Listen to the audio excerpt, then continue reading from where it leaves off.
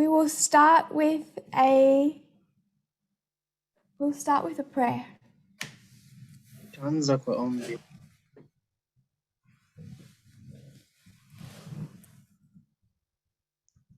Dear Lord, Mungu, it seems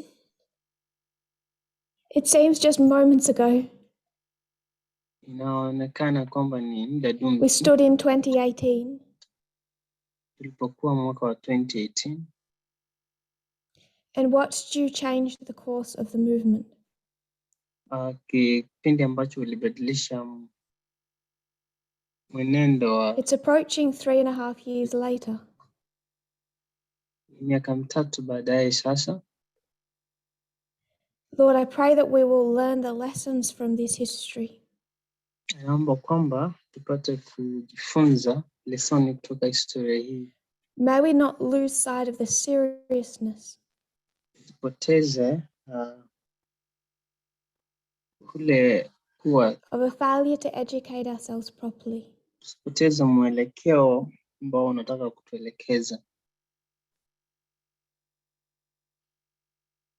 Of a failure to see love in the messages given.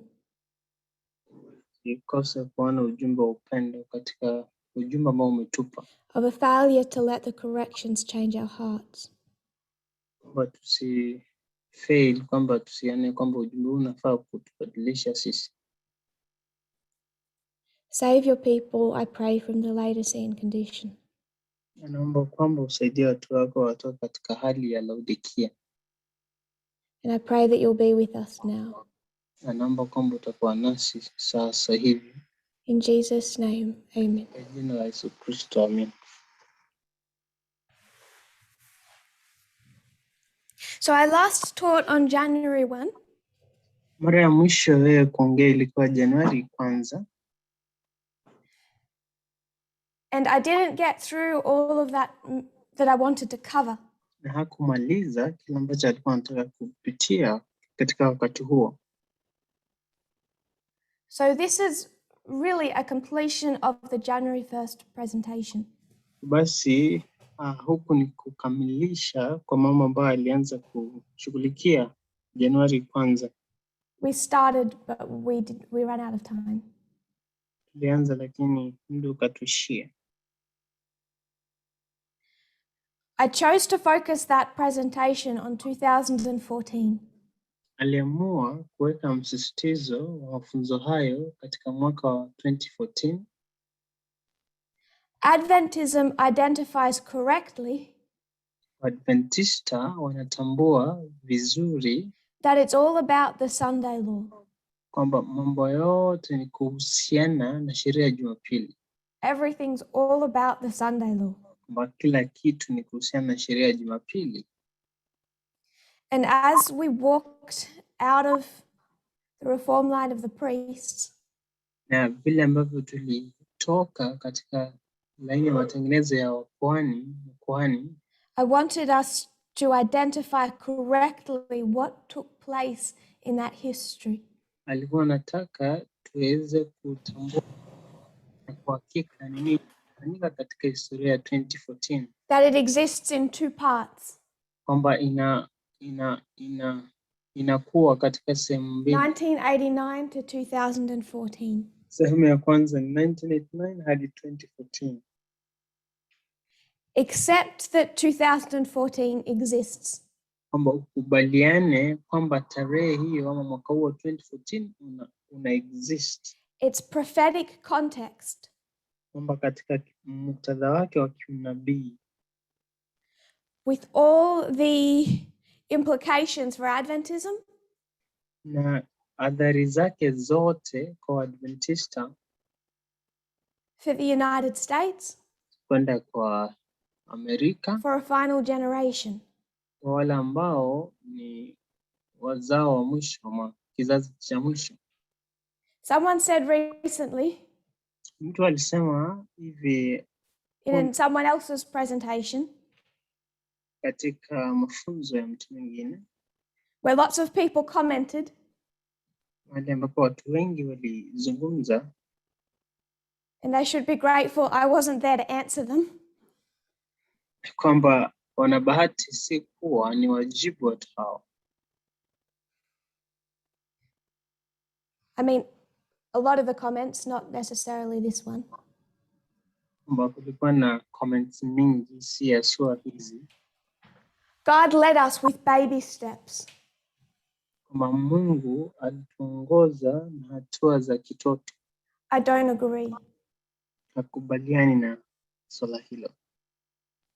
If you think that this was baby steps, Kama unafikiria kwamba hizi zilikuwa hatua za mtoto, the reason we need to repeat the history sababu ambayo inafaa turudie historia is because it impacts how we behave now.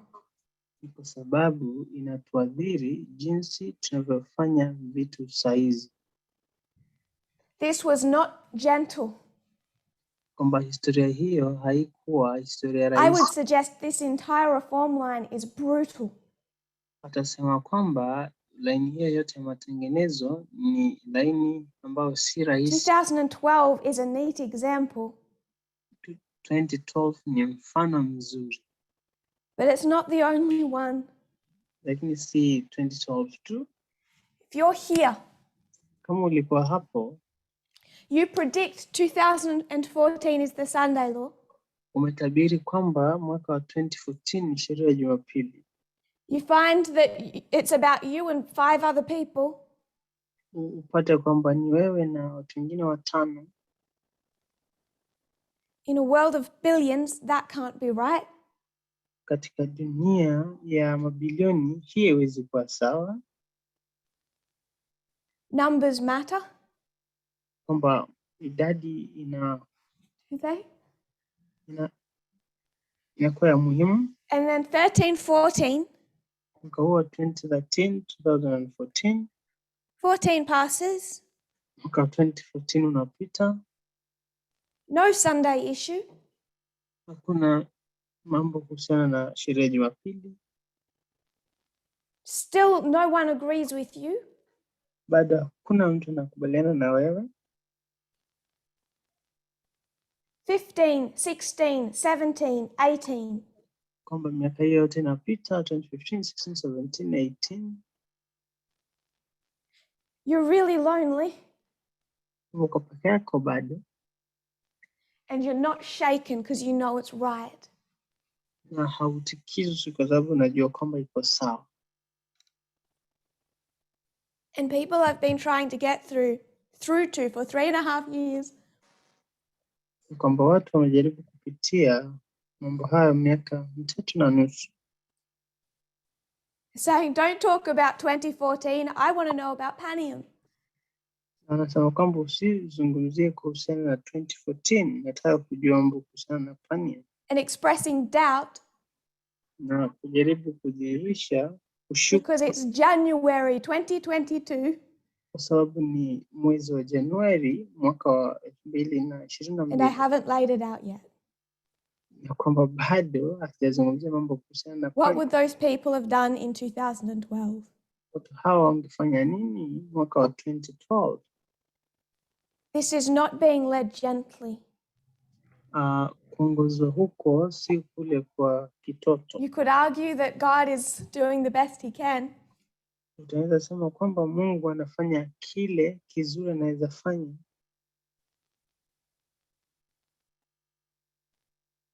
But I see the tests this movement has faced as brutal ones. Basi anaona kwamba majaribio mengi ambayo hili limeanguka ni yale ambayo If that was not the case, makali sana. Kama sivyo, more people would be here. Watu wengi wangekuwa hapa leo. But not 1 in 200 who's had an opportunity has accepted. Lakini si mmoja kwa watu 200 walikuwa na opportunity ya kusikiza mambo haya. Because I don't think they found it gentle. Kwa sababu nafikiria kwamba hawakupata mambo haya kuwa rahisi tu hivi. Accept the date exists. Bakubali siku hii iko ama tarehe hii iko. Wait 4 to 5 years. ngoje miaka 4 hadi 5 start to see why. uanze kuona mbona, Start to see the content. uanze kuona ni kipi kilicho katika mwaka huu wa 2014. And from 1989 to 2014, Na kutoka mwaka wa 1989 hadi 2014, how was that prophetic history laid out? historia hiyo ya unabii iliwekwaje vipi katika laini ya matengenezo? How did you understand the 25-20? Ni vipi ulielewa unabii wa 25-20? How did you understand any of that prophetic content here and here? Ni jinsi vipi ulielewa ujumbe huo wowote wa 2014? People waited Watu walingoja for God to lead kwamba ndiposa Mungu apate and for it to be laid out kwamba ndiposa ipate kuwekwa bayana by the mouthpieces he chose to work through. kupitia viumbe ama mdomo ambayo ama wajumbe ambao kusudia kutumia. I don't think it's disconnected from sexism. Afikiri kwamba mambo haya hayana uhusiano na mambo ya ubaguzi wa jinsia, Or the Laodecan condition. kwamba condition yote ya Laodekia,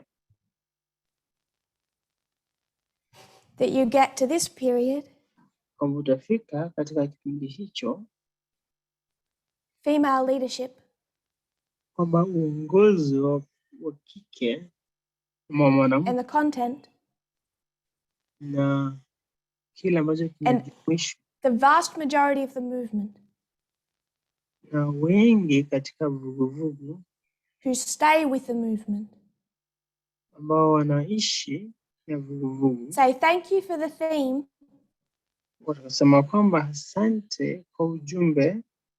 Now we'll work equality out for ourselves. Sasa acha tuungane kufanya mambo kuhusiana na usawa peke yetu And apply it how we want to. na tupate kufanya matumizi yake jinsi ambayo tunataka. In 2019, Katika mwaka wa 2019, how much of equality was understood? ni kiasi kipi cha usawa ambacho kilieleweka? What was explained was no headship. Kile ambacho kilijadiliwa si kwamba ukuu katika familia, No sexist standards kwamba si ubaguzi wa jinsia, ni in ile dress reform. na swala lile God gave us 2 months only na mambo kuhusiana na kuvaa. Mungu to alitupa internalize that ndiposa tupate kuelewa mambo hayo yote before a new dispensation started. kabla ya kipindi kipya cha historia kwanza. And God was going to define for his people Mungu angeenda kuweka bayana kwa watu wake how to understand the prophetic message of gender equality. jinsi ya kuelewa ujumbe wa usawa wa jinsia. And most of the movement turned off. Na wengi katika vuguvugu hawakukubaliana na mambo hayo. Most of the movement weren't listening by then. Wengi katika vuguvugu hawakuwa wanasikiza, Weren't willing to allow God to open up what equality had to look like. hawakuwa tayari kufungua nyoyo zao wapate kuonyesha na Mungu jinsi mambo kuhusiana na usawa yalionekana kama yalikuwa. Because now the message shone a light on their own character. Kwa sababu sasa ujumbe ulipata kung'aza mwanga katika tabia zao. And now the person holding the torch is female. Na sasa mtu ambaye anaongoza na anakushikilia mwanga kama tochi ile, And after just 2 months, na baada tu ya miezi miwili, to listen rewatch, absorb the German camp meeting, upate kusikiza vizuri, kutazama vizuri ile makambi ya Ujerumani ya 2019. what that was to look like prophetically had to be laid out.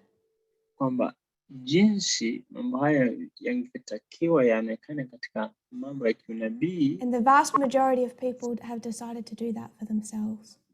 na watu wengi katika vuguvugu hili walikuwa wameamua kufanya mambo hayo kwao wenyewe. To think the way Laodicean Adventists thought back here, kwamba kufikiria jinsi Waadventista wa Laodekia walikuwa wanafikiria hapo nyuma walipofunza hapo, when they said we have our own personal experience. Waliposema kwamba kila mtu ana tajriba yake kama mtu binafsi. We will wait for God to tell us directly. Kwamba tutangoja Mwenyezi Mungu atuongeleshe, atuzungumzie, not through a human being.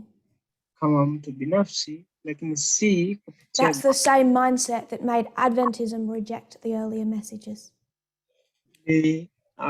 Kufikiria huko ambao kulifanya Waadventista wakatae jumbe za awali.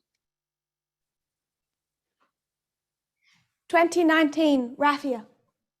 Mwaka wa 2019 mambo ya occurred throughout the year.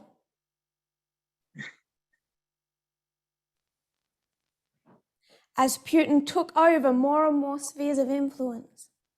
Kwamba mambo yalifanyika mwaka huo wote wa 2019. Raffia. Na hapo Urusi ikachukua feminism na kuwa na ushawishi mkubwa. External and internal. Kwamba mambo ya nje alafu mambo ya ndani. A Time magazine headline from 2019. Jarida hili kutoka mwaka wa 2019. How Putin built a ragtag empire. Jinsi Putin alipata kuunda of tyrants and failing states.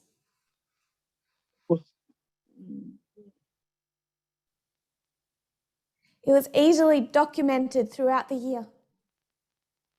Kama mambo haya yalipata kuwekwa katika documents mwaka huo wote. And the internal message towards the end of the year. Na ujumbe wa ndani kuelekea mwisho wa mwaka huo. The internal date. Yeah. Was August and September and the German camp meeting. Ni Agosti na September katika makambi ya Ujerumani. Feminism. Kuhusiana na feministi. We enter a new dispensation. Katika kipindi kipya cha historia. It's May of 2020. Ni mwezi wa Mei mwaka 2020. God is already warning us about the Apis bull. Mungu ashaanza kututayarisha ama kutupatia onyo kuhusiana na. To everyone thinking they're going to wait for God to tell them directly what equality looks like. Na kwamba Mungu anataka kuonyesha kwa kina mambo ya usawa jinsia yanaonekana vipi. To say simply what God is telling them. Kusema tu kwa urahisi kile ambacho Mungu anawaambia. What you've done is taken a little bit of the message, a little bit of God. Kile ambacho umefanya ni kuchukua ujumbe kiasi kidogo, Mungu wa kiasi kidogo. Say no, this is equality. Na tunajua kwamba huu ni ujumbe wa usawa. Like Israel who said, this is the Apis bull that led us out of Egypt. Kama vile Israeli ya kale ilivyosema kwamba hii ni sanamu hii ya Apis ambayo iliongoza. It is a representative of our God. Kwamba inaashiria Mungu wetu. But cast it in the mold of all the sexism they still wanted to keep. Kwamba hata kabla ya kutoka kule na akiwa katika hali hii ya taasubi ya kiume walitaka. And I want to make one point here. Kama miungu ile. Nataka kumake point moja hapa. Who messed up who?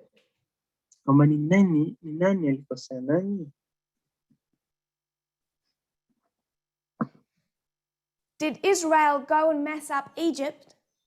Kwamba ni Israeli inaenda ikakosea Egypt And make Egypt sexist?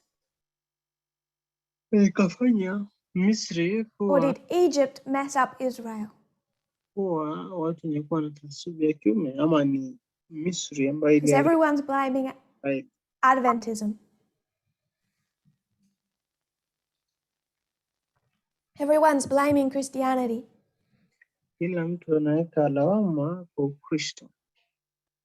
Right from here, we should have been tracing it back. Kutoka mwaka huo tunafaa kuwa tunachunguza mambo.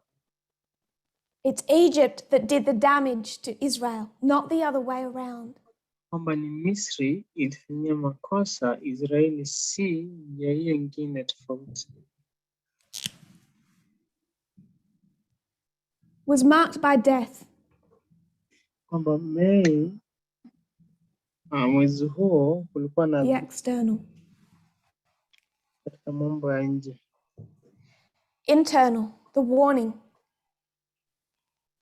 Ndani kulikuwa na onyo. Have to do the painful work baada ya kazi nzito makali of allowing others to identify your sexism.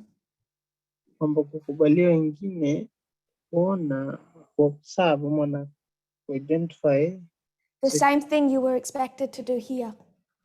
Kila ambacho ulitarajiwa kufanya katika kipindi hicho, but didn't hurt as much. Lakini kufanyika sana.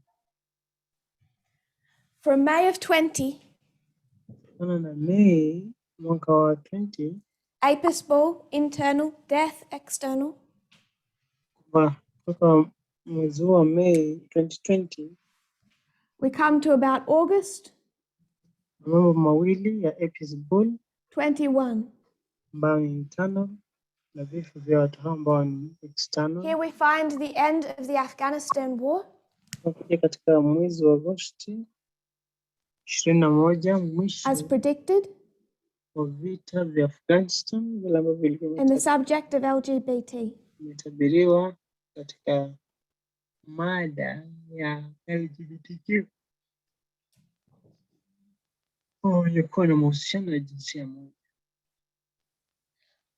I want to answer someone's question at this point in time. Nataka kujibu swali la mtu katika sehemu hii. The person who asked this question asked it some time ago. Mtu ambaye aliuliza swali hili aliuliza kipindi kidogo kilichopita.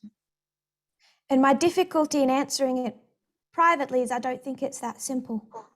Na shida yake ya kujibu swali hili kama kwa mtu binafsi ni kwamba afikiri kwamba swali hili ni rahisi tu hivyo. Some corners of the world over the last 3 years, katika sehemu fulani za ulimwengu na za dunia katika miaka mitatu iliyopita, especially those heavily influenced by male leadership, asua wale ambao kwa kiasi kikubwa wana ushawishi katika mambo ya uongozi, have avoided teaching what I have presented. Na ushawishi kutoka kwangu ni kwamba wanafunza kila moja nimefunza. They have relied on their own material. Watu hao hawajasikiza ama hawajafuata kila moja nimefunza. Or they have taught Elder Parmindas. Ama wamefunza yale ambao Elder Parmindas amefunza. And I strongly doubt they have taught that as he'd intended it. Ukafikiria kwamba wamefanya ama wamefunza mambo haya jinsi ilivyotakiwa. And the level of equality in these corners of the world, viwango vya usawa katika sehemu hizi za ulimwengu ama za dunia, give an indication of the results of the way they have chosen to teach. Kwamba inadhihirisha jinsi watu hawa wamechagua kufunza.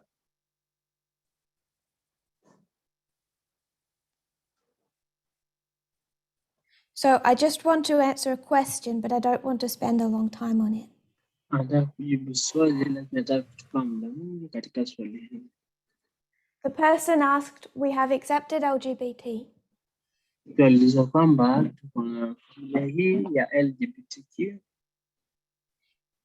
He says members here in the ministry Nasema kwamba watu hapa katika are asking if the movement will now accept bestiality. wanauliza kwamba ikiwa sasa nguvu huu litakubali kuwa watu watakuwa na mahusiano ya ngono na wanyama. And he said he wasn't sure how to answer them. Huyu mwalimu huyu akasema hajui kile ambacho anafaa ajibu watu hawa, Because maybe now that we have understood equality, kwa sababu labda kwa sasa tumeelewa mambo kuhusiana na usawa, maybe we would accept bestiality as a relationship. labda tutakubali mambo kuhusiana na kuwa na mahusiano ya ngono na wanyama. The reason I found that question difficult to answer Sababu ambayo anapata swali hilo ni ngumu kujibu is not because it doesn't have a very clear, simple answer, si kwa sababu mada hiyo haina jibu mwafaka na rahisi kujibu, but because the root of the problem goes a lot deeper. sababu mizizi ya shida hii inaenda ndani zaidi. What's the root of the problem with that question? Shida ni nini katika swali hilo? Shida kuu. If you have a human being, let's say you have this human being, Kama uko na mtu ambaye ni mtu human being, and this human being is going to have a relationship with an animal, na mtu huyu atakuwa na uhusiano wa kimapenzi na mnyama. I'm not wanting to mock the question. I'm being very serious. Hataki kufanya kwamba anafanya kinaya ama mzaha na mwenye ameuliza swali, lakini ako serious. If they were going to have a relationship with an animal, Kama watakuwa na mahusiano na mnyama huyo, what does that relationship look like? uhusiano huu utaonekana vipi? Where would you put the animal? Utaweka mnyama huyo wapi? Would you put the animal here? Utaweka mnyama huyo pale, Or would you put the animal here? au utaweka mnyama huyo pale? In brief, Kwa kifupi, is this a relationship of equals? uhusiano huu ni uhusiano wa wale ambao wanatoshana, Consenting equals? ambao wale ambao wanakubaliana na kuafikiana ndiposa wakuwa katika mahusiano na katika hali ya usawa, Or of necessity? ama ni uhusiano ambao umekuwa kwamba lazima ukuwe. Is this a relationship of headship? Ni uhusiano wa kutawaliwa. So people can say lots of reasons why it would be immoral. Watu wanasema sababu mengi mbona mambo hayo yatakuwa si mazuri. Not natural. It's not how we were designed. Watasema kwamba si kiasilia, hatukuundwa hivyo, hatukuumbwa hivyo. Problem is those are the arguments used to argue against gay marriage. Watu hutumia mambo hayo ili kutilia shaka mambo So I kuhusiana. don't much care for those answers. Basi majibu kama hayo si ya muhimu sana. My concern is when obviously multiple people have this question. Shida yake kuu ni wakati ambapo watu wengi wana swali hili. In the late months of 2021, Katika miezi ya mwisho mwaka, my concern is I believe they've gone through the following process. naamini kwamba watu hawa wamepitia process ifuatayo For their life, katika maisha yao, in a very strong fashion, katika njia It's been a man kwamba imekuwa ni mwanaume over a woman. ambaye anamkalia mwanamke.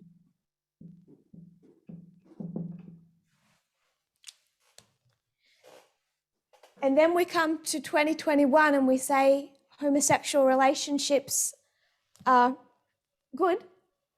Tunapokuja mwaka wa 2021 tunasema kwamba mahusiano ya jinsia moja yako sawa. They've still got this model in their heads. Kwamba bado wana But they say, okay, it doesn't have to be female. Katika vichwa vyao wamesema kwamba si lazima kwa mwanamke. Now you can have a man down here, passive. Tunaweza kuwa na mwanaume pale Now you chini, can have a passive man. yule tu wa kupita, ana ushawishi mkubwa. And it's only the places that hold to this. Na ni sehemu tu ambapo watu bado wanashikilia, and the religions that hold to this, na dini ambazo bado zinashikilia, that associate gay marriage, go from gay marriage, ambao wanasema kwamba mahusiano ya jinsia moja, to say you might as well have an animal, wanasema kwamba sasa vilevile unaweza kuwa na, unaweza uwe na mahusiano na mnyama or a child, mtoto, because they're all relationships of ownership, control. kwa sababu yote haya ni mahusiano ya mtu mmoja. No consent, no equality. Kitu kingine, hakuna kukubaliana, hakuna usawa.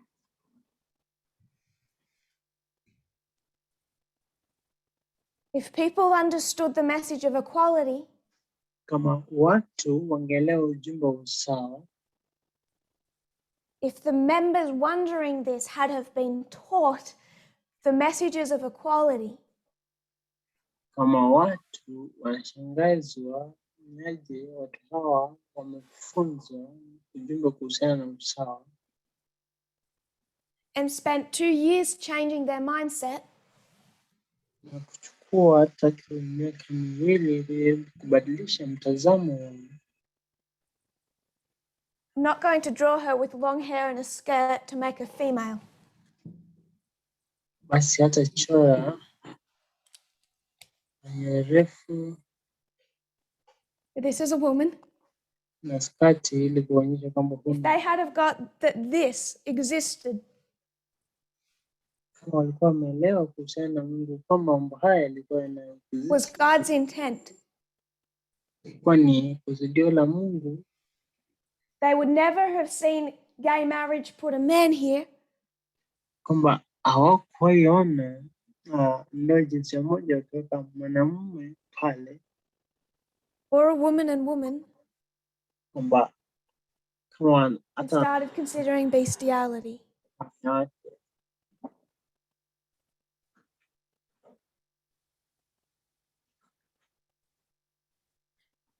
Which inevitably has to bring up the question of pedophilia.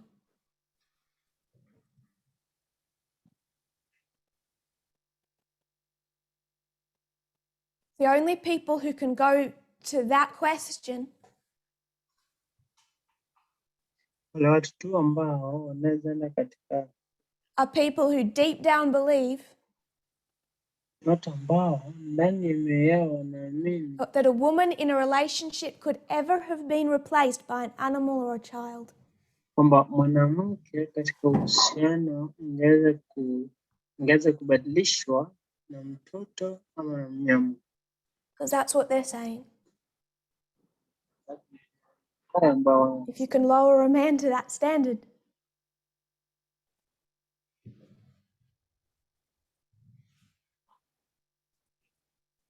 can't you control animals as well?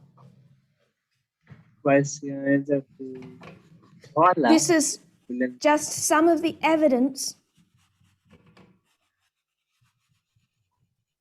some more obvious, some more subtle, Hii tu ni baadhi ya ushahidi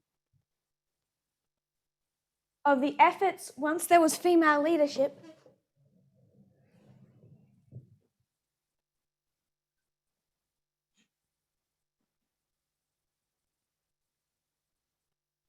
to believe that God would teach them individually what equality looked like. Kwamba watu hawa walisema kwamba hawatakubali mwanamke atufunze, bali watajifunza wao wenyewe ni jinsi gani usawa unaonekana. It is also what happens Vilevile ni kile ambacho kinafanyika when people do not approach the subject of LGBT wakati watu hawajaribu kuaddress squarely through the lens of gender equality. mambo haya kuhusiana na LGBTQ haswa kupitia njia ya usawa wa jinsia ama The feminist. order always mattered. Njia inakuwa ina shida. 2021, 2021 October 24, Oktoba 24 there's a presentation na mafunzo called Understanding Feminism. ambayo yanaitwa kwamba ni kuelewa ufeministi, It is a preliminary study kwamba ni mafunzo ya kuanzisha tu to a camp meeting starting on about the 27th. ni utangulizi wa makambi ambayo yangeanza mwezi huu. Those dates might be different if you're outside of Australia.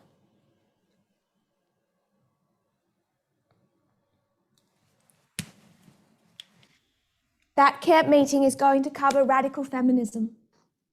Makambi hayo jaribu kuzungumzia swala la feministi wa msomo. What has already been taught about feminism from 2019 kile ambacho tulikuwa tukiambiwa kuhusiana na feministi kutoka mwaka wa 2019 is going to get formalized.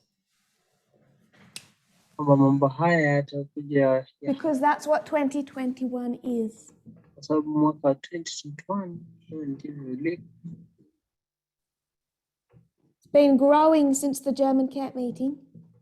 Tulikuwa tukikua kutoka mambo ya Formalized in late October 2021. mambo haya yalianzishwa katika mwezi wa Oktoba mwaka ni 2021. I want to quote from a Wikipedia page. Nataka kunukuu kutokana na ukurasa wa Wikipedia. The Russo-Ukrainian crisis.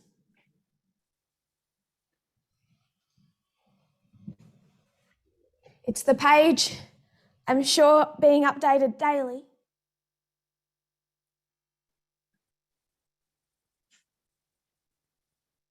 On what is unfolding between Russia, Ukraine, and the West. Kwa jeda hili linashughulikia kile ambacho kinaendelea baina ya Urusi na Amerika. It says in October and November of 2021, Russia began amassing troops and military equipment near the border with Ukraine, creating an international crisis and generating concerns over a potential invasion. Kwamba mnamo Oktoba na Novemba 2021 Urusi ilianza kukusanya askari na vifaa vya kijeshi karibu na mpaka wa Ukraine na kusababisha mgogoro wa kimataifa.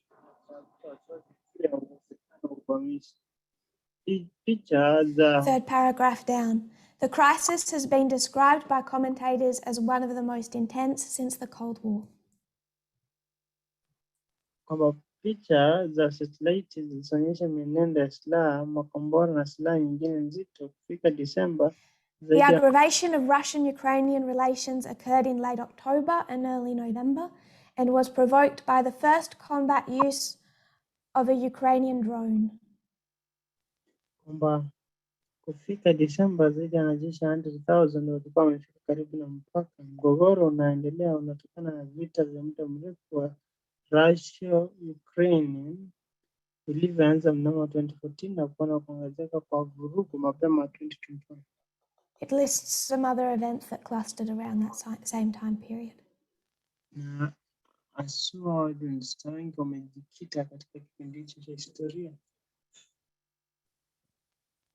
During the period from the evening of October 29 kutokana na kipindi hicho haswa kutoka sehemu ile ya 2021 to the evening of October 31, 2 days.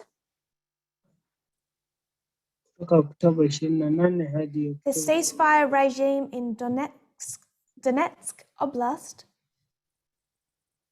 na injini fulani ya moto ambayo katika sehemu hii was violated 988 times. kwamba ilipata kuharibiwa na kuzidishiwa na nguvu, And in Luhansk 471 times in 2 days. The foreign policy article from the end of 2021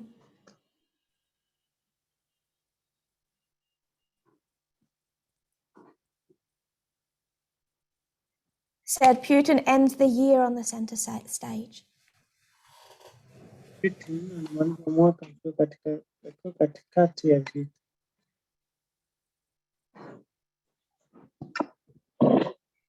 And as Biden pursued China,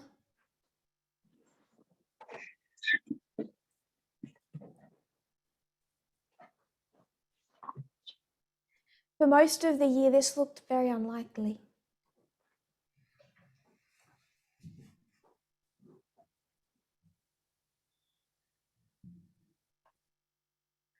I just want to remind us very briefly what we teach. Nataka kutukumbusha kwamba kwa kifupi kile ambacho tunafundisha. World War I, World War II kind of overlapping. Vita vya dunia vya kwanza na vya pili najaribu But this history is a period of time. Hii ni historia ambayo inachukua muda. In a way that 19 wasn't. Si kama vile mwaka wa 2009 ilikuwa. And this is characterized by the Cold War on multiple lines. Na hii inaangaziwa na sana na vita baridi vya dunia. Foreign policy headline from last week.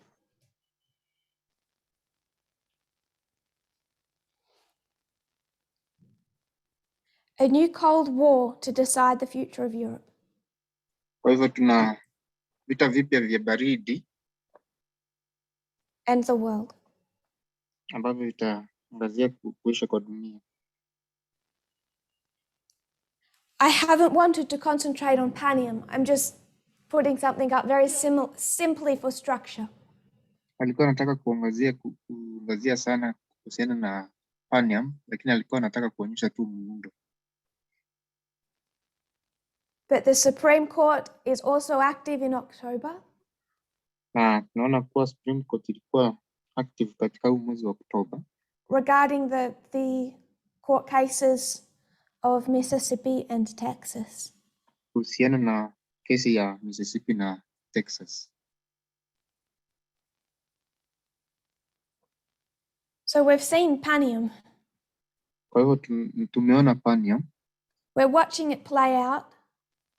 Naendelea kuona kichezwa.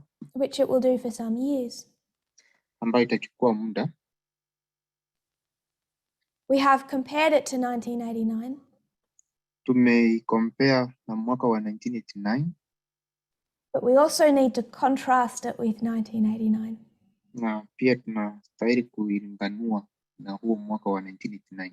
So often people get fixed on one and forget the other. Hasa watu wanaangazianga sehemu moja na wanasahau sehemu nyingine. 1989 was like a new dawn for democracy. Mwaka wa 1989 ulikuwa ni kama kucha kwa demokrasia upya. Full of hope. Na watu walikuwa na matumaini mengi. People who wanted that regime to end. Watu ambao walikuwa wanataka ubaguzi wa kirangi uishe. The World Wide Web giving a new access to information. na mtandao wa uvuti kuwapatia matumaini ya kupata Now we have habari mpya. disinformation, Na sasa wamepata habari ya kudanganya, people supporting their regime watu kuendelea kusupport hiyo because of regime the way the World Wide Web has been weaponized.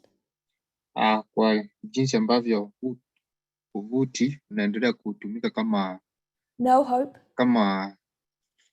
vita na hakuna and a fall towards authoritarianism. na ule njia ya kuwa na authoritarian.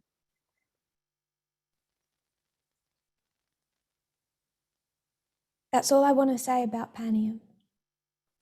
Hichi ndicho anachotaka kuzungumzia kuhusiana na Compare and contrast. kulinganisha na kulinganua, It's all falling towards the Sunday law. ambayo itatupeleka hadi kipindi cha sheria ya Jumapili. Coming back to the last two dispensations. Kuja katika mwisho wa vipindi hivi viwili, ama dispensation hizi mbili, from 2014 to 2019, kuanzia mwaka wa 2000 a slow effort to introduce the basic concept of gender equality. hadi 2019 naanza kuzungumzia kuhusiana na ujinsia, usawa wa jinsia. 2019 to 2021, 2019 hadi 2021, whether or not people would be willing to have that laid out for them. Kama watu watakubaliana kusikiza hayo, Taught by prophetic methodology.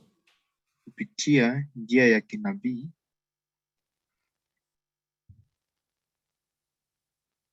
Not through news articles. si kupitia kwa wanahabari. If this is a history of compromise, Kama hii ni historia ya compromise,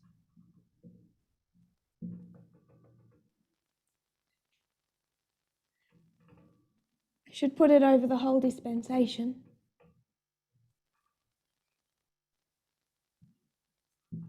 From here to here, kuanzia all about compromise. kipindi cha sheria ya Jumapili, And we were given an external example. na tumepeana mfano wa nje. What was our external example? Mfano wa nje ni upi? Democrat Party. Ni chama cha Democratic Biden. Biden. So if this is all about compromise, Kwa hivyo hiki ni kipindi cha kulegeza msimamo. if it's that important,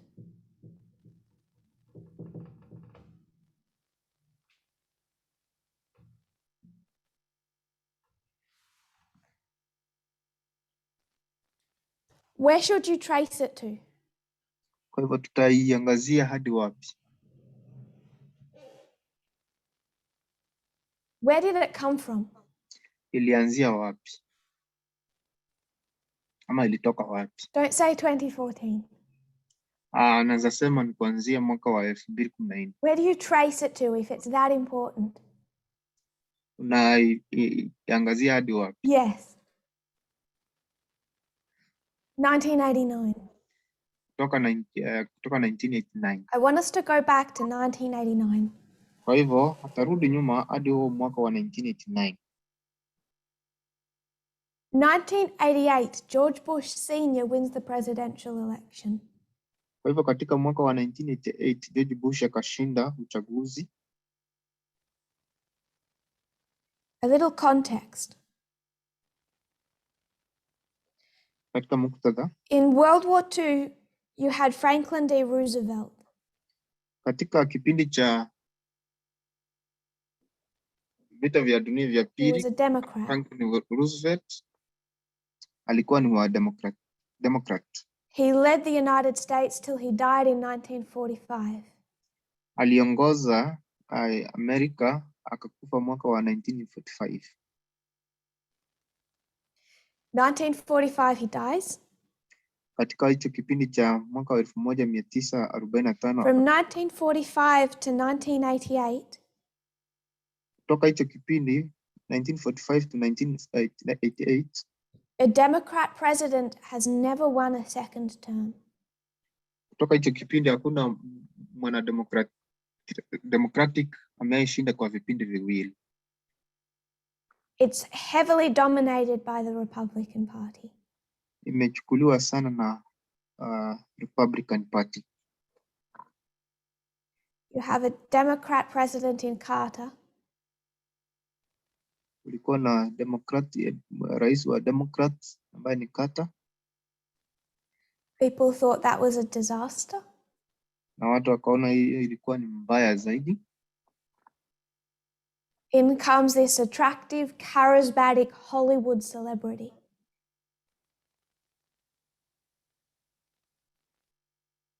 Na akakuja mwenye alikuwa ni pendeza wa Hollywood, Ronald Reagan. ambaye ni Ronald And Reagan. the Democrats think it's okay to lose to him. Na wana Democratic wakadhani kuwa ni vizuri tu kupoteza kwake. He's so charismatic. What hope do we have?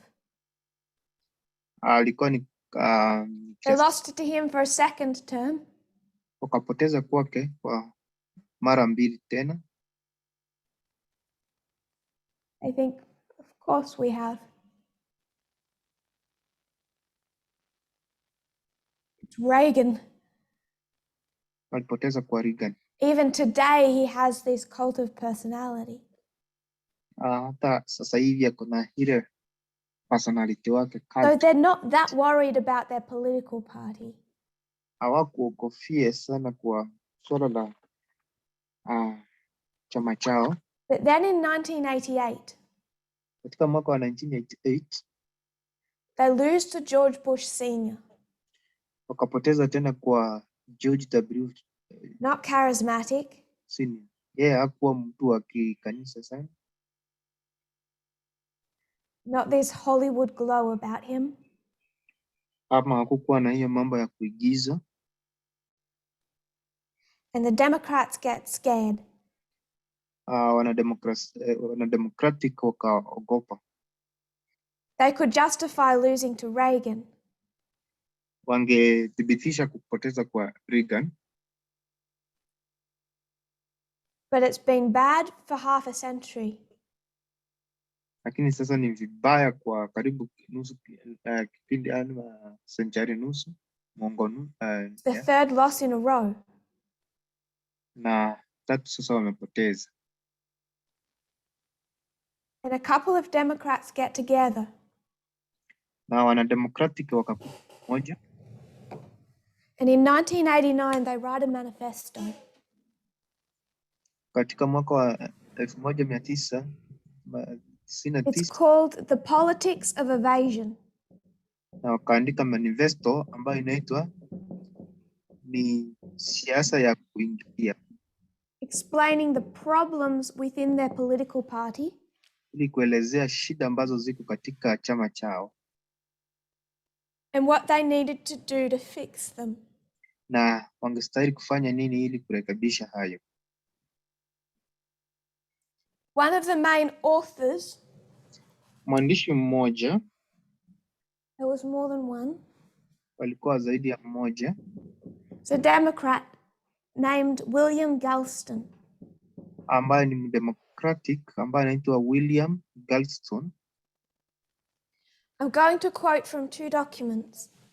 Ataenda kunukuu kutoka nukuu mbili. The first is the original manifesto.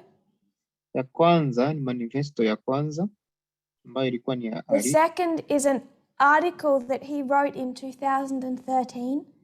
Na ya pili ni maandishi ambayo aliandika katika mwaka wa 2013. Where he goes back and references that document. Na anaenda kunukuu katika nukuu hiyo. Because he's trying to give helpful advice now to the Republican Party. Anajaribu kuwapatia advice au nasaha.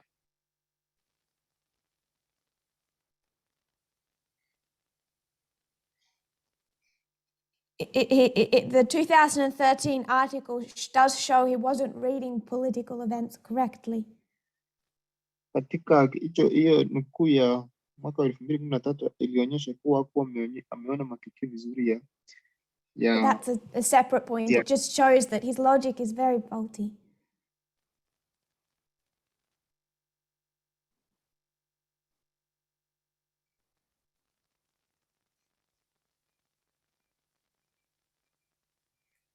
The Democratic Party's 1988 presidential defeat demonstrated that the party's problems would not disappear, as many had hoped, once Ronald Reagan left the White House.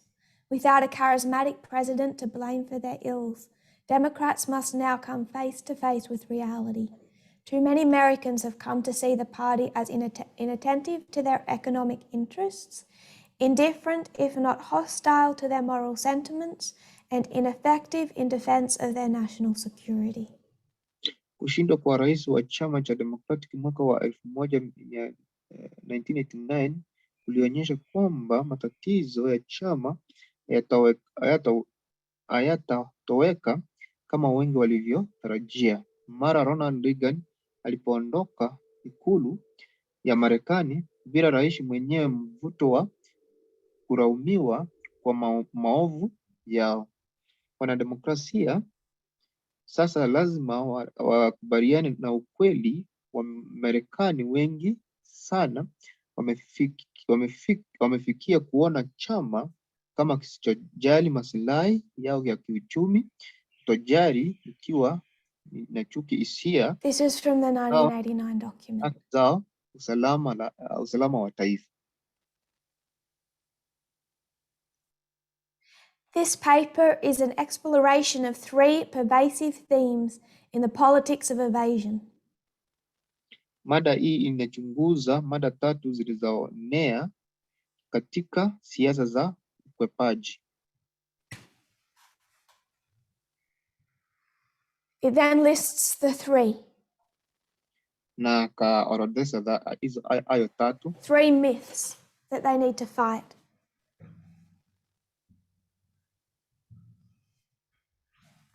The first myth Kwa hivyo is the myth of liberal fundamentalism. Ya kwanza ni imani kwamba demokrasia hushindwa kwa sababu ya They describe it. kutoka kwa imani. The first is the belief that Democrats have failed because they have strayed from the true and pure faith of their ancestors. Sababu wametoka kwa ukweli na safi za mababu zao. The second is the belief that Democrats need not alter public perceptions of their party, but can regain the presidency by getting current non-participants to vote, minority groups. Na pili ni imani kwamba wanademokrasia hawajahitaji kubadilisha mtazamo ya umma kuhusu chama chao, lakini wanaweza kupata tena urais kwa kuwafanya wasioshiriki. It's the myth of mobilization. Kwa hivyo ni kule We can keep angering all of the others. If we just mobilize the minority groups, we'll win.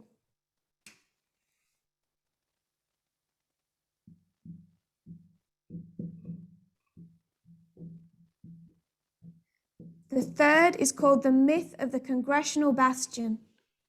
Tatu ni imani ya kwamba hakuna kitu kibaya kwa chama cha demokrasia. The third is the belief that there is nothing fundamentally wrong with the Democratic Party. There is no realignment going on, and the proof is that Democrats still control the majority of offices below the presidency. Hakuna mabadiliko yanayoendelea na uthibitisho ni kwamba wanademokrasia bado wanadhibiti afisi nyingi chini ya urais.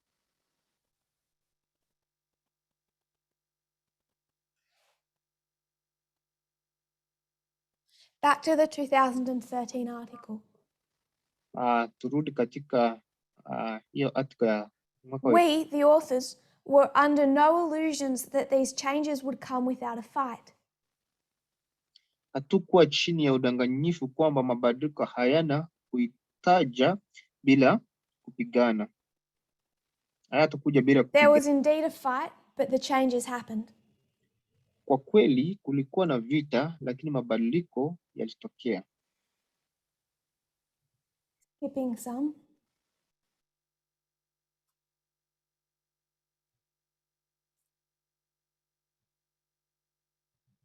Holding onto control of Congress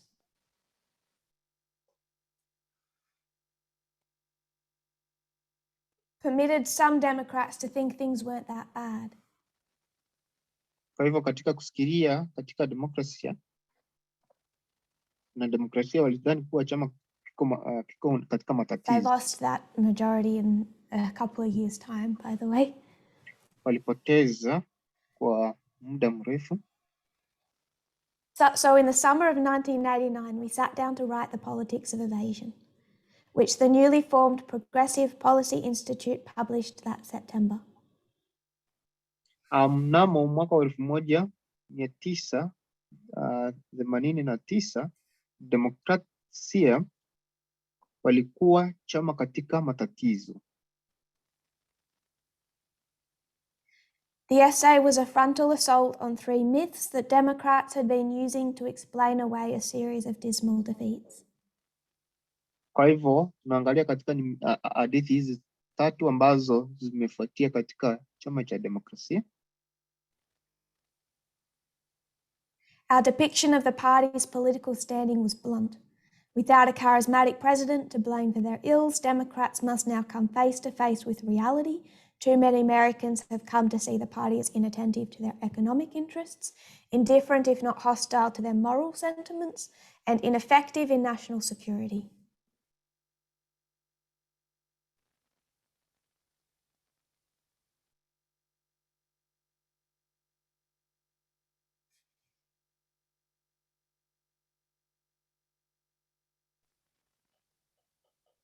Kwa hivyo tunaona kuwa Wamarekani wengi wamekuja kiona chama kama kisijojali maslahi ya kiuchumi, bali kujali ikiwa hivyo chuki dhidi ya hisia zao, maadili na As is often the case when you set out to dispel cherished illusions, most of our fellow Democrats were not happy.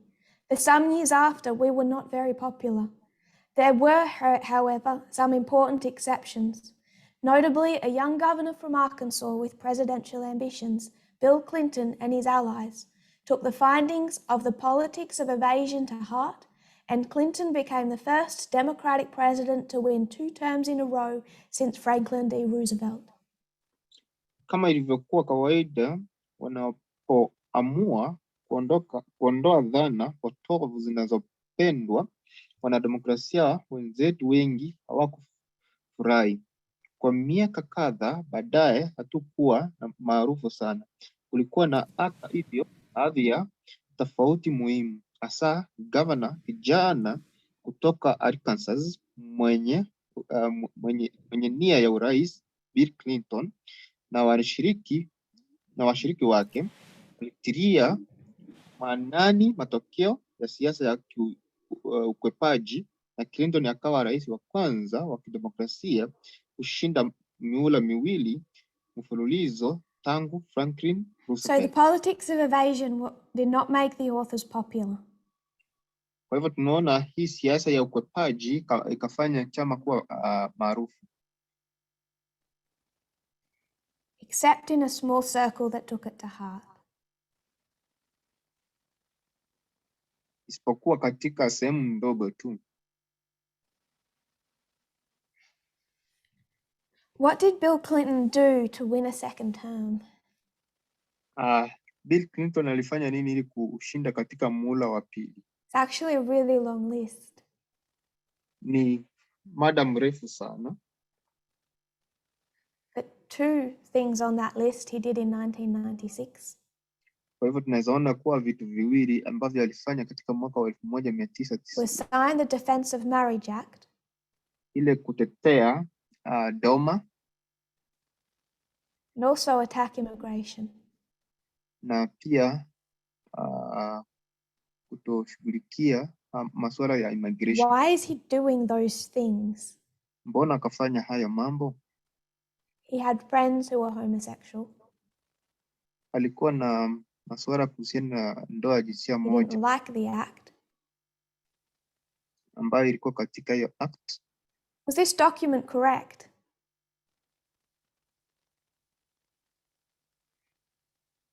I want to argue they were. Ilikuwa ya kweli. They were spot on. Kwa hivyo kulikuwa na mambo fulani. Their analysis is accurate. Je, hii ni ya ukweli? The fact that Clinton followed this document to win 2 terms is evidence that it works.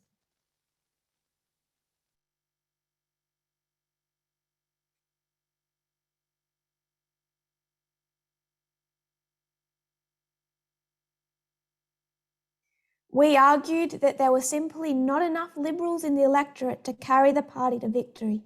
To win, it would need to both hold on to Liberals and attract a substantial majority of the moderate vote. 3 years later, Bill Clinton sought to do that. Running for president as a new Democrat, he famously promised to end welfare as we know it, campaigned against outsized budget deficits and trade protectionism, and proposed to reinvent government, not expand it. Tulibishana kwamba hakukuwa na waliberali na wa kutosha katika wapiga kura ukipeleka chama kwenye ushindi. Ili kushinda ingehitaji kushirikia wa liberali na kuvutia idadi kubwa ya kura za wastani. Miaka mitatu baadaye, Bill Clinton alitaka kufanya hivyo, akigombea urais kama demokrasia mpya. Aliahidi umaarufu, kukomesha ustawi na tujuavyo kufanya dhidi ya ufinyu wa bajeti ya ulinzi and just make some comment on these 3 myths. Kwa hivyo atazungumzia kuhusiana na could they make a great difference if they just tried to hold the lower offices? Kungeleta tofauti yoyote kama wangejaribu kushikilia ofisi za chini?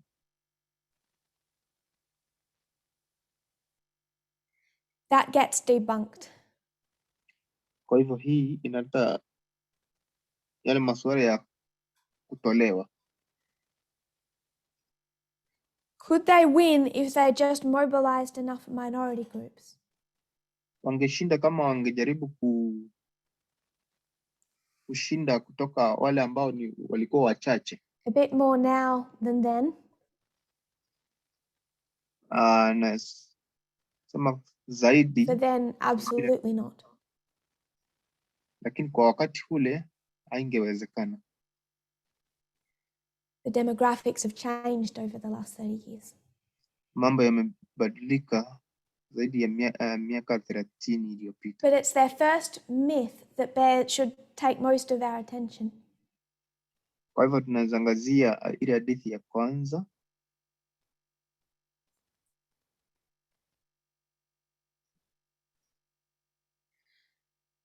Reading from the 1989 document. Nasoma kutoka 1989.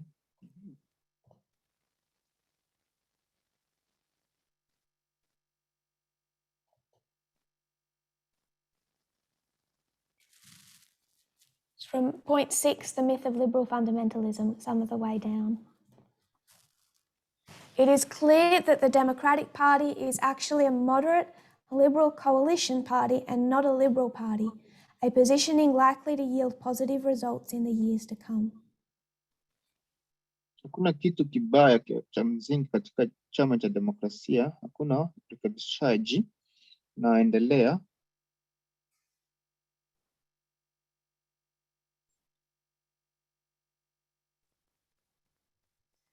Worst of all, while insisting that they represent the popular will, contemporary liberals have lost touch with the American people. During its heyday, the Liberal governing coalition brought together white working class voters and minorities with a smattering of professionals and reformers.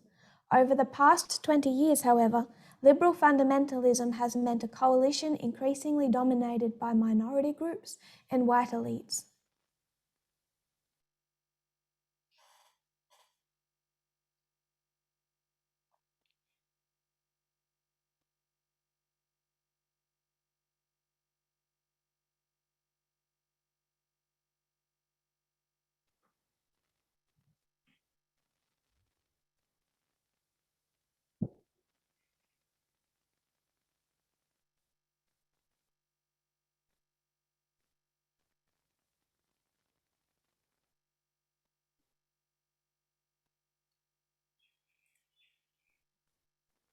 So what they're saying is the party is trying to be too liberal fundamentalist. Kwa hivyo kitu anajaribu kuonyesha hapa ni kuwa chama kinajaribu kuwa wa liberali zaidi. And because of that, they haven't attended to the needs of the middle class, white working demographic. Na kwa sababu ya hiyo hawajaangazia zaidi mambo kuhusiana na uchumi wa wale ambao wako katikati na wale wako chini. The second excuse used to avoid confronting the need for a comprehensive review of the policies of the Democratic Party is it's all race. According to this thesis, the major themes of the past 2 decades, which Republicans have exploited so effectively, are all products of and codes for racial divisions. Whatever the ostensible issue, crime, public safety, the death penalty, jobs, the real issues are race, because the Democratic Party has embraced the right but unpopular position on racial justice. It has paid a heavy price among voters who do not share this view.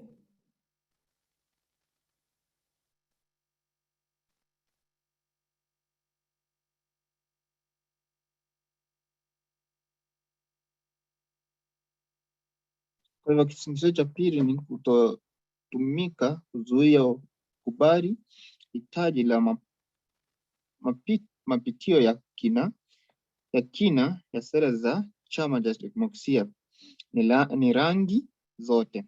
Kulingana na tasnifu hii, mada kuu ya miongo miwili iliyopita ambazo Republican wametumia kwa ufanisi zote ni bidhaa za na kanuni za.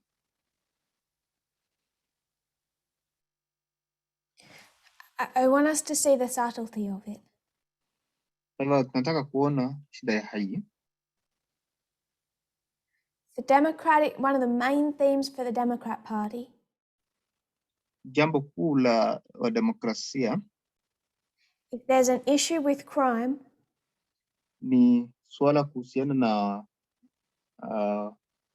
there's an issue with racism, ubaguzi wa rangi, there's an issue with jobs, kuna masuala kuhusiana na there's a main component of racism, ubaguzi wa kirangi.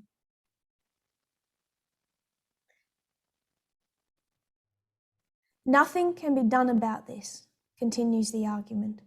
Repositioning is out of the question because it would come at the expense of the party's moral integrity. Democrats' duty then is to stand fast, bear witness, take their lumps, and hope that the American people will eventually agree with them. No one should doubt the continuing power of racial conflict in American politics, but it is one thing to say that race matters and quite another to say that it dominates everything. Hakuna kinachoweza kufanywa kuhusu ili naendelea hoja kuweka upya ni nje ya swali, kwa sababu itakuja kwa gharama ya udhaifu wa maadili na ya chama. Wajibu wa demokrasia ni kusimama imara, kutoa ushahidi, kuchukua uvimbe wao na kutumaini kwamba watu wa Marekani hatimaye watakubaliana nao. Hakuna mtu anayepaswa kutilia shaka nguvu yoyote inayoendelea na migogoro ya rangi katika So they're saying, no, we get it, we agree, race is important. Lakini jambo moja kusema kwamba mbio ni muhimu, na nyingine kabisa kusema No one should doubt that racial conflict continues to be a continuing issue. Kwa hivyo tunaona kuwa huu kupigana kwa kirangi, ubaguzi wa kirangi, na kuwa ni jambo kubwa. But it's one thing to say that racism matters. Na kitu ambacho tunasema ni kuwa swala la ubaguzi wa kirangi ni swala kuu. It's another thing to say that it dominates everything. Ni swala ambalo linaguza kila kitu. It's tough on crime. That isn't a race issue, is it? Kwa hivyo ugaidi ni kitu ambacho kinaguza katika ubaguzi wa kirangi. Go back to African and American newspapers from the day. Magazines.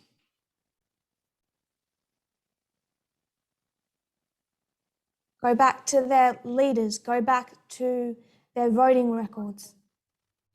Jaribu kuenda katika viongozi wao, katika rekodi za wapiga kura.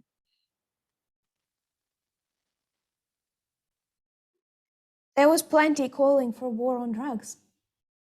Kulikuwa na wakati ambao walikuwa wanajaribu kupigana dhidi ya madawa ya kulevya.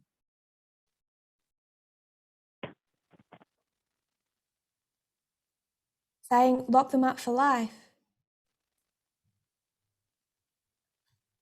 Gania maisha. War on drugs, that's not racism, is it? Kwa hivyo kupigana dhidi ya madawa ya kulevya, hiyo si We agree that it matters. La ubaguzi wa rangi. But do you just want to hand the entire country to the Republican Party? Pole, mtandao unasumbua kidogo. And just hope that at some point you'll change people's minds? Na unadhani kuwa kipindi fulani utabadilisha fikra za watu? So it's one thing for us to say that sexism matters. Na kitu kingine ambacho tunaweza sema ni kuwa ubaguzi wa jinsia nao ni swala la kuzingatia. Remember, it's end of 2019. Kumbuka kuwa yaliishia katika mwaka wa 2019. From here to here. Kuanzia hapo hadi hapo. It's one thing to say that sexism matters. Ni kitu kimoja kusema kuwa ubaguzi wa kijinsia ni kitu ambacho. But it's another thing to say that liberal feminism is sexist. Na pia ni kitu kingine ya kusema kuwa waliberali ambao ni wafeministi pia ni wabaguzi wa kijinsia. That the beauty industry is sexism.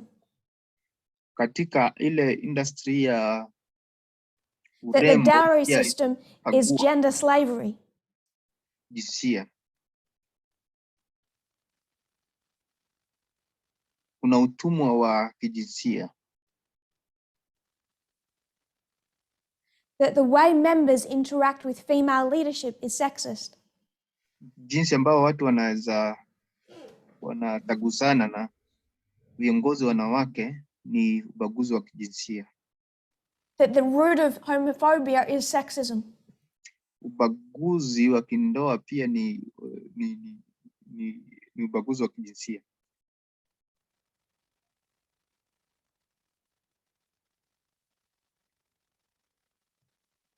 Sexism isn't everything, is it? Kama tunaona hapa ubaguzi wa dhidi ya kijinsia hasn't been the problem in your ministry?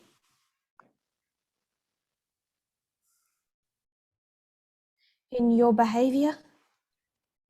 Katika jinsi the messages you sent to women? Jinsi unafanya mambo? In a question about bestiality? Hii swala la ngono dhidi ya wanyama. It's not sexism to look at 1888 and 1850. Kwa kuanzia 1888 to 1950. and say, even though it's God hata kama atasema kuwa ni Mungu who lined up 1850s slavery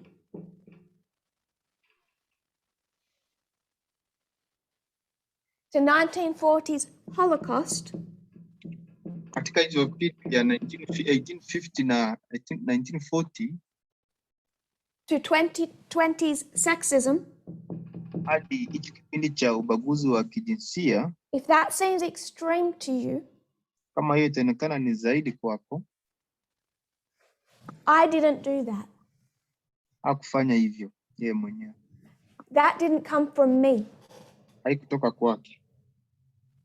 That's God's compare and contrast.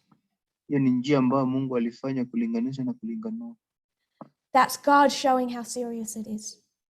Hiyo ni jinsi ambayo Mungu alituonyesha ni jinsi gani Let's skip 1888. zaidi.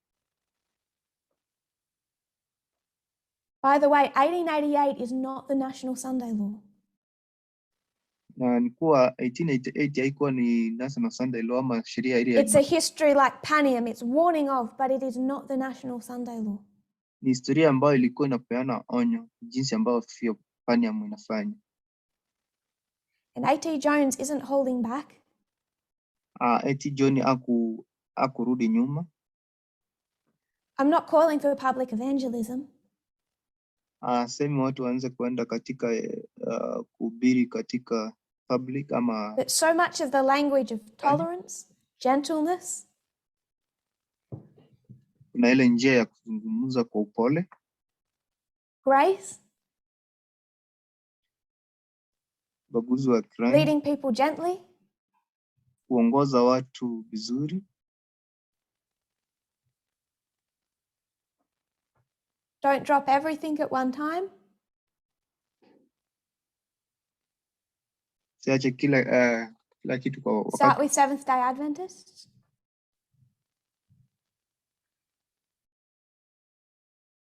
That's fine. Hiyo yote I agree. anakubaliana na hayo. But the way that those points are being, lakini jinsi ambavyo hao watu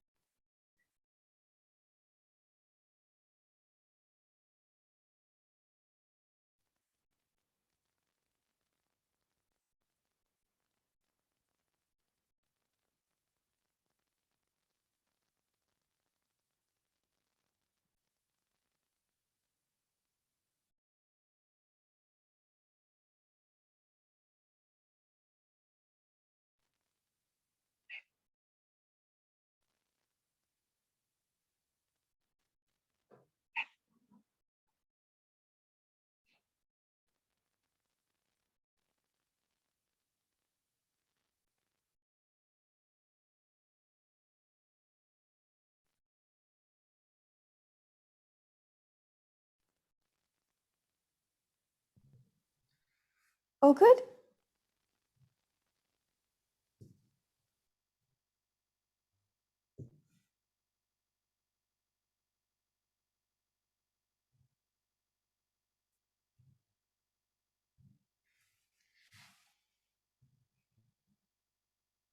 I'll restart my point. endelea na swala lile alikuwa We're anazungumzia. discussing 1989 and democratic compromise. Alikuwa anazungumzia kuhusiana na 1989 na compromise kwa. We're discussing how the party shifted in 1989. Na anaonyesha jinsi gani Mungu alishift ama alibadilika. alibadilisha. How that shift allowed them to regain some political power in Washington.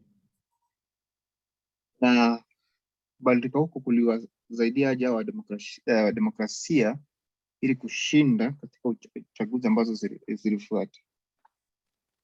And one of the points made Na swala moja ambalo lilizungumziwa was that they're too fundamentalist. Kulikuwa na masuala mawili. They're making issues about race when they kind of aren't. Ambao walikuwa wanazungumzia na kuhusiana na ubaguzi wa kirangi.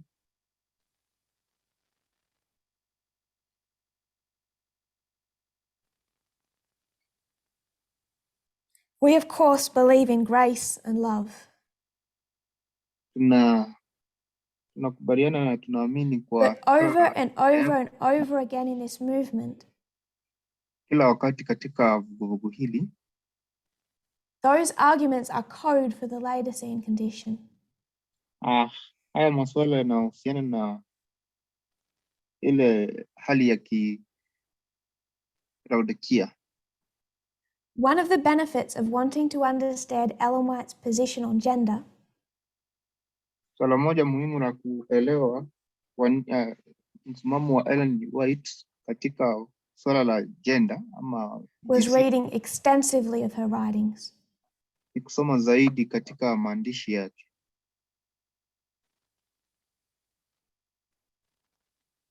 Not just of gender, but of anything I could find. Si swala tu la kijinsia bali kwa mambo mengi yale ambayo angeyapata. And if you want to throw a quote in the chat, as has been done in other presentation. Anataka kusoma baadhi ya maandishi. Talking about the need for humility and tolerance. Kuzungumzia kuwa ule uvumilivu baina ya watu wengine.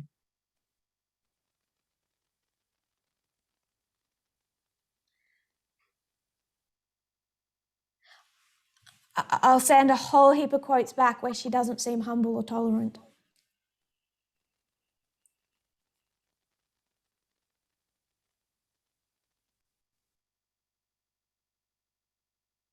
There is nothing better that Laodiceanism is better at than taking Ellen White out of context.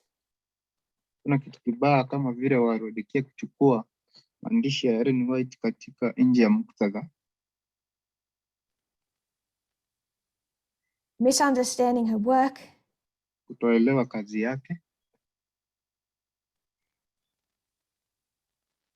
And then posting quotes about grace and love. Na kuweka mtandaoni kuhusiana na upendo na I know that when I'm sharing quotes of hers, na anaamini kuwa wakati I share only have time for one. But I trust it because of the weight of writings that back up the application I make of that quote. Na anaamini kuwa yana uzito kwa sababu ya ile shuhuda ambazo amepeana na uzito wa haya mambo ambayo yameandikwa.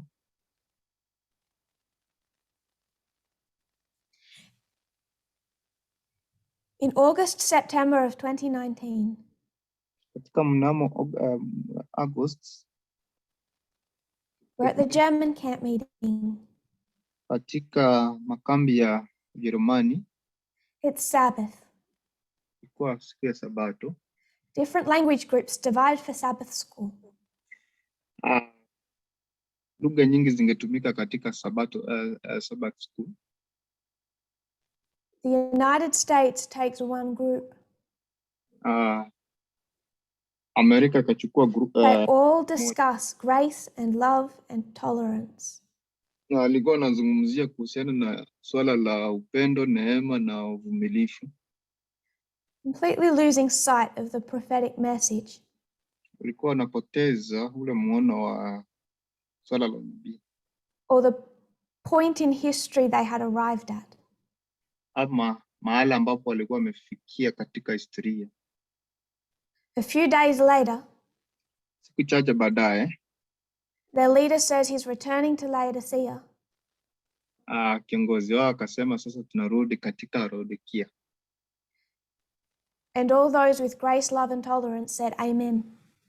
Na wale ambao walikuwa wanazungumzia swala la upendo, neema, wakasema amina. I would suggest they had never left. Akasema kuwa hawakuwa wametoka. The mindset was still there. Na tumai kuwa kiakili walikuwa huko. And it gets made so subtle. Na ile ambayo ilifanya ngumu zaidi. But ever since late 2019, kutoka Julai mwaka wa 2019, what Elder Parminder and I have been fighting in this movement is the Laodecan condition. Kitu ambacho wamekuwa mkipigana na dithi ni kuhusiana na swala la I would argue it's stronger now than it's ever been. Hizo naweza toa thibitisho zaidi kuliko vile ilikuwa hapo awali. And it's not intolerant people pointing out others' mistakes. Na si watu ambao hawana uvumilivu ambao wanaangazia wengine makosa yao. It's not rude women. Si wanawake ambao ni wakaidi. Saying stop saying sister. Ambao wanasema sasa acha kutuita dada. The Laodecan responders. Laodekia watasema. Women as well as men. Wanawake kwa wanaume. Saying first, you called out my sexism and you made me feel bad. Kiniita mbaguzi wa kijinsia unanifanya nisikie vibaya. Nijihisi vibaya. That's conservatism, doesn't it? Only conservatism makes you feel bad. Huo ni uhuria ambao unaweza kufanya usikie vibaya kama wafitina.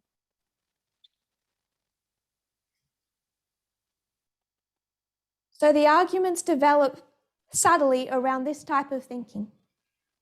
Kwa hiyo na swala hili likajipuka sema na mambo haya. Must have success. Lazima tuwe na with Adventism and the world. Lazima tuwe na can't win a presidential election. Naweza shinda urais. Can't make a difference. Naweza leta utofauti Come wowote. on, Democrat Party. Kama wewe ni mdemokrasia. Sexism isn't in this issue, my favorite issue. Kuna ubaguzi wa kijinsia katika hili swala. My lack of support to female Bible workers is only my personality. Kuto support wanawake katika uongozi katika mafunzo ya kibibilia, hiyo ni swala langu la If you don't meet people where they're at, kama huwezi weka watu mahali walipo, you'll never win an election. Huwezi shinda uchaguzi. And be able to gently coax the American public a little further forward. Na kuisukuma Amerika mbele kidogo.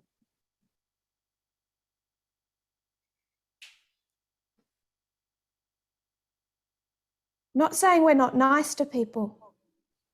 Nasema kuwa sisi ni watu wazuri.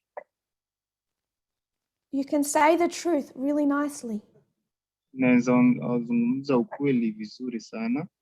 And it still won't look nice or humble if it's cutting and hurt someone. Na uonekane kuwa mzuri kama hutaki kumuudhi mtu fulani.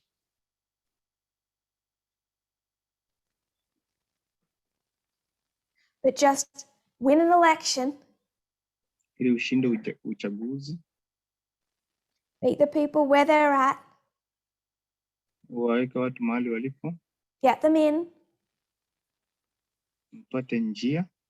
Then you can just start coaxing them further and further and further.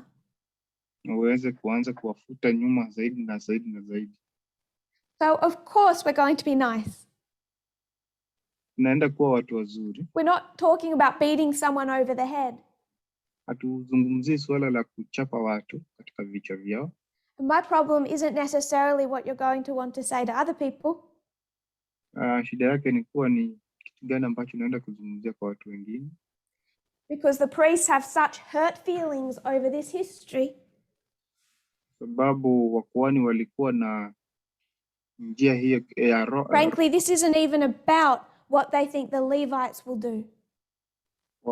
Nadhani ni nini Walawi wanaweza fanya. This is how this group of people feel about having their sexism pointed out. Kwa hivyo hii ndio jinsi ambao hao watu wanajihisi kuzungumzia swala hili la ubaguzi wa kijinsia. Must have success with Adventism in the world. Lazima tuwe na success na Waadventista katika dunia. This was very strong at the beginning of 2020. Hili swala lilikuwa zaidi katika kipindi cha when people started criticizing good advice. Wakati watu walianza criticize swala la ushauri mzuri. Because you won't win people. Huwezi shinda watu. Criticize the Sabbath, you won't win people. They won't vote for you. Kuanza criticize Sabbath, watu hawezi kuchagua. Criticize the use of the charts, they won't vote for you. Ukianza criticize swala la kutumia chati, hawezi kuchagua. It's more subtle, but the same arguments are made today. Ni kitu ambacho kilikuwa na swala kuu, lakini ni kitu so it gets masked with grace, love and tolerance. Tukuwe na neema na uvumilivu. And the whole point is swala la sexism isn't everything. Ubaguzi wa jinsia si Elder Tess isn't pointing out a prophetic message about the Sunday law test. Tess anajaribu kuonyesha swala la sheria ya Jumapili. She is a woman screaming in a restaurant. Ni mwanamke ambaye anapiga kelele about a little fly on her shoulder. Ambao inzi ambaye anajaribu kumkujia katika bega lake. Waiting for that good male waiter to come and shoo the fly for me. Na watu wanatoka mbali ili wakuje kufukuza huyo inzi.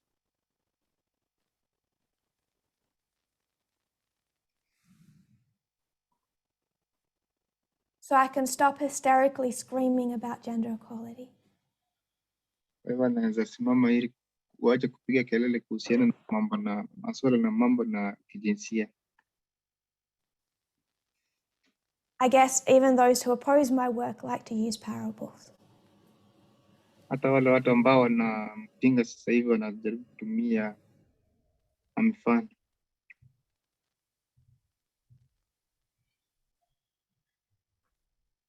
But sexism isn't everything. And even in that story of a hysterical screaming woman, they don't see their own sexism. Hivyo katika hiyo hadithi ya mwanamke ambaye anapiga kelele,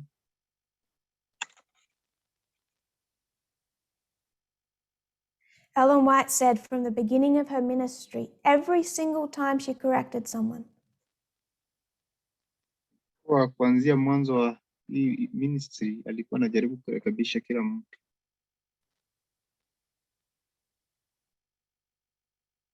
They claimed she'd been inappropriately influenced by others. Nasema kuwa amekuwa influenced na watu wengine. And one of the latest examples of someone telling me I'd been inappropriately influenced. Mfano ambao ni ule ambao mtu alikuwa ameongozwa vibaya ama amekuwa influenced vibaya. Then went and posted the following. Akapost mambo haya yanayofuata. Science has proven Science imeprove men can only unconditionally love a woman. kuwa mwanamume amewekwa kumpenda mwanamke pekee. And science has proven that women can only unconditionally love a child. Kwa mwanamke amewekwa kupenda mtoto.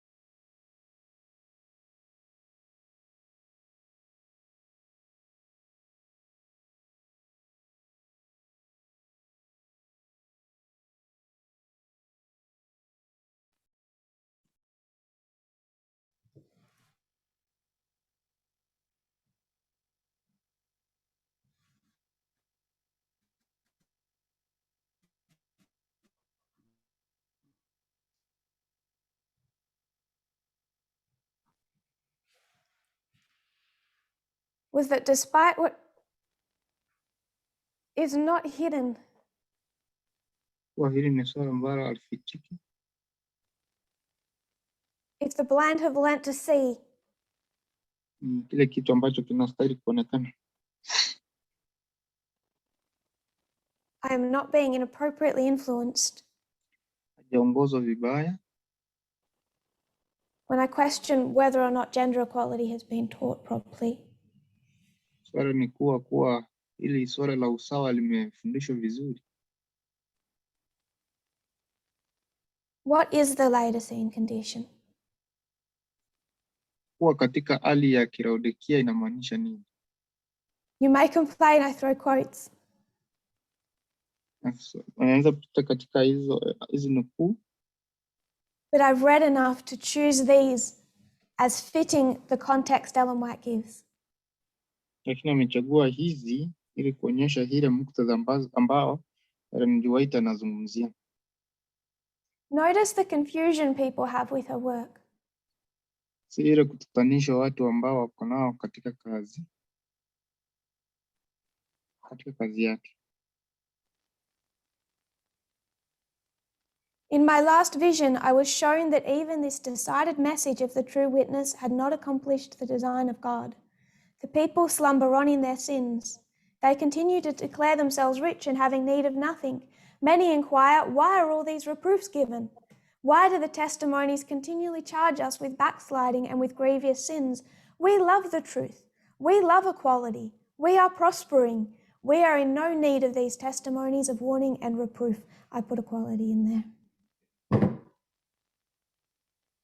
Katika ono langu la mwisho nilionyesha kwamba hata ujumbe huu ulioamuliwa wa shahidi wa kweli kuwa haujatimiza mpango wa Mungu.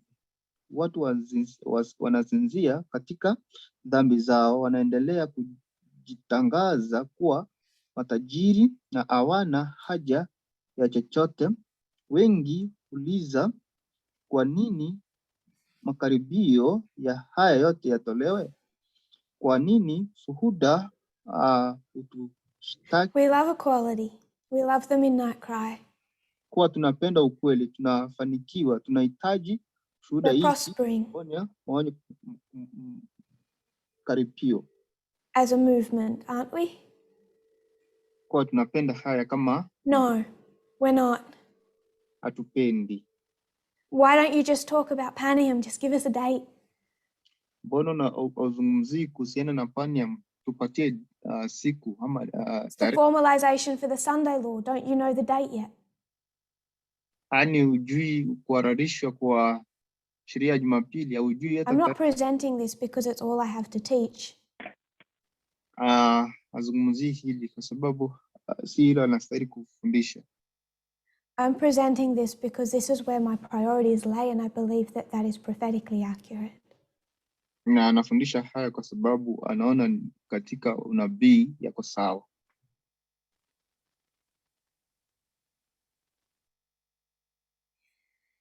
What's the Laodecan condition? Ni nini kuwa katika hali ya Laodekia? It's blindness. Ni kuwa kipofu. What does Ellen White say is the greatest reason people are blind? Ni nini ambayo White anasema kwa nini watu wako vipofu? The greatest reason that people today are Laodecan? Sababu kuu ambayo inafanya hawa watu kuwa vipofu, I have been shown that the greatest reason why the people of God are now found in this state of spiritual blindness is that they will not receive correction. It's offensive to them. imeonyesha kwamba sababu kubwa kwa nini watu wa Mungu sasa wanapatikana katika hali hii ya upofu wa kiroho ni kwamba hawatapokea marekebisho.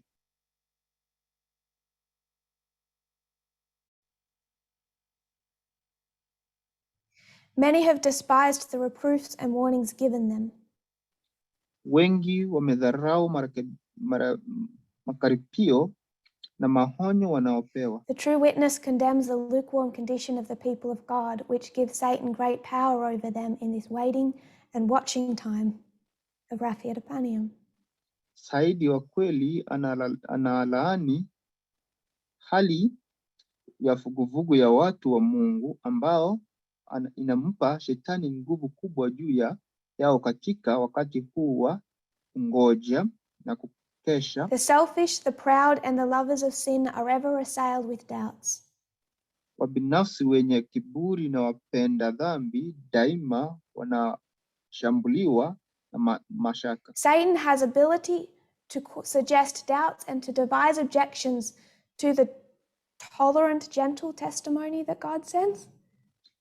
Shetani ana uwezo wa kupendekeza mashaka na kupanga pingamizi kwa ushuhuda ulio wazi ambao Mungu anatuma, na wengi wanadhani kuwa ni wanaotamani kuwa na shaka watakuwa na nafasi nyingi.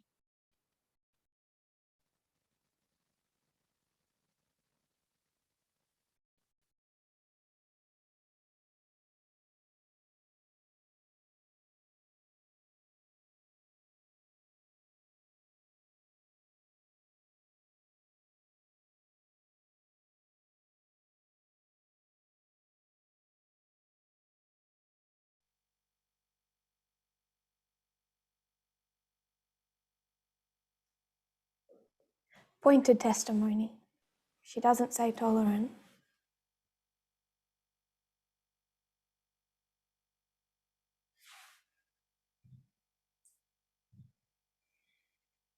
Many think it a virtue, a mark of intelligence, to be unbelieving and to question and quibble.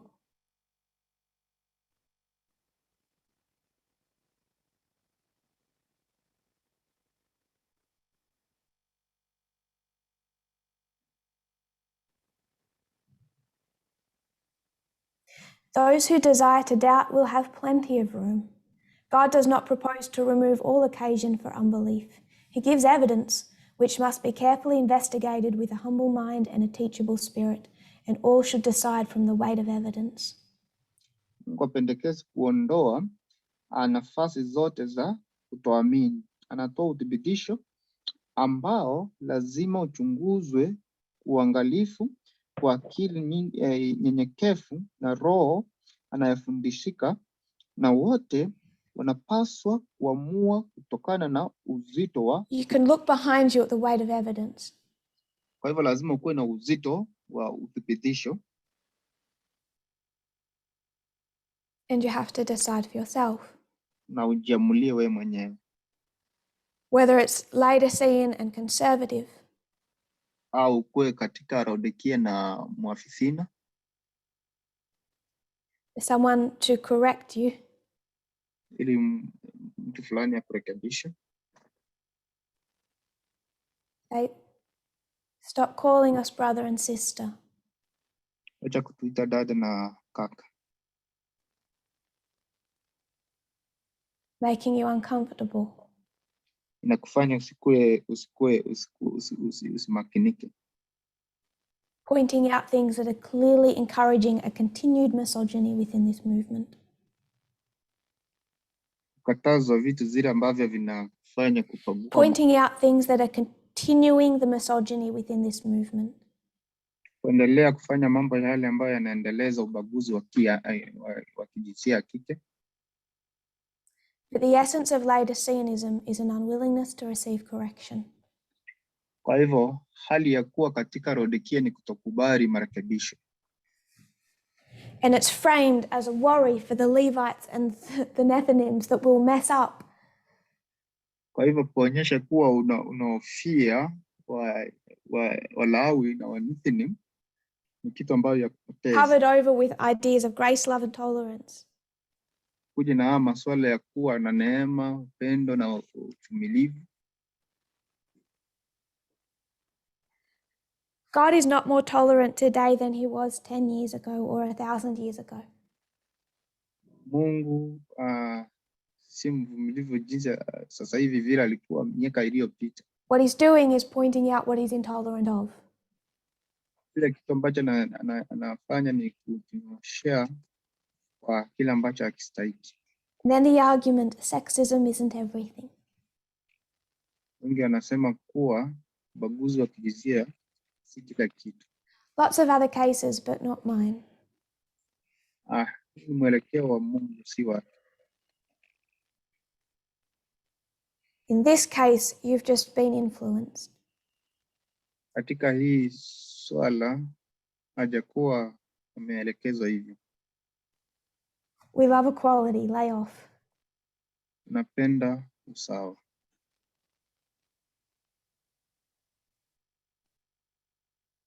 Everything worth possessing in this world must be secured by effort. Kile kitu ambacho ni cha muhimu lazima kitunzwe.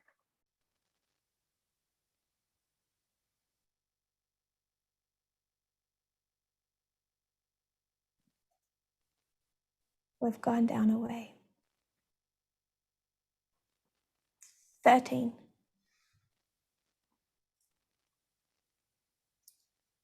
Halfway through.